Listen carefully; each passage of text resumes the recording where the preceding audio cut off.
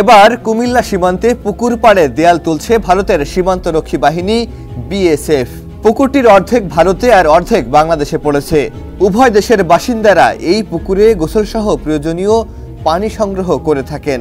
সীমান্ত দেয়াল নির্মাণ শেষে সেখানে কাঁটাতারের বেড়া দেওয়া হবে। পুকুরটি সদর উপজেলার জগন্নাথপুর ইউনিয়নের শাহপুর মসজিদের কাছে অবস্থিত। শনিবার দুপুরে পুকুর পাড়ে গিয়ে দেখা যায় ভারতীয় কর্তৃপক্ষ সুরক্ষা দেয়াল নির্মাণ করছে। পরে সেখানে কাঁটাতারের বেড়া দেওয়া হবে। এ নিয়ে উভয় দেশের সীমান্তের বাসিন্দাদের মাঝে ক্ষোভ ও আতঙ্ক বিরাজ করছে। পাশের সদর দক্ষিণ উপজেলার রামধনপুর সীমান্ত এলাকায় 3 দিন ধরে কাঁটাতারের বেড়া নির্মাণ চলছে। সীমান্ত পিলারের 150 গজের ভেতরে কাঁটাতারের বেড়া নির্মাণ করা হচ্ছে বলে স্থানীয়রা অভিযোগ করলেও বিজিবির দাবি, নিজেদের অংশে বেড়া নির্মাণ করছে ভারত। নকশার বাইরে বেড়া দিলে তাতে বাধা দেওয়া হবে। এদিকে সরেজমিন কুমিল্লা সীমান্তে গিয়ে দেখা গেছে বিজিবির সদস্যরা টহল বাড়িয়েছে।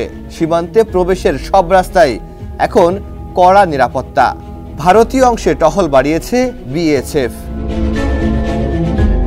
শাহপুর মসজিদের সামনে গিয়ে দেখা যায় পুকুরটির কাছেই বিজিবির সশস্ত্র 2 সদস্য সতর্ক অবস্থানে দাঁড়িয়ে রয়েছেন। বিএসএফ এর উপস্থিতিতে চলছে দেয়াল নির্মাণের কাজ।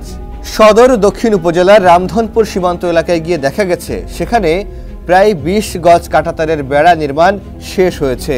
স্থানীয় বাসিন্দারা বলছেন, সীমান্তের 2085 নম্বর পিলারের কাছে বসবাসরত বাংলাদেশি নাগরিকদের ভয় দেখায় বিএসএফ।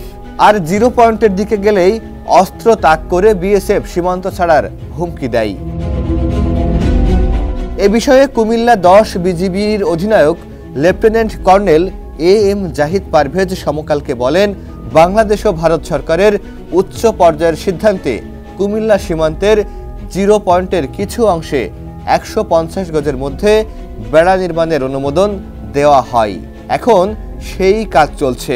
তবে নকশার বাইরে কাজ করছে কিনা তা মনিটরিং হচ্ছে। তবে বিএসএফ যদি কাউকে হুমকি দিয়ে থাকে তবে বিষয়টি আমরা দেখব। ডেস্ক রিপোর্ট, সমকাল।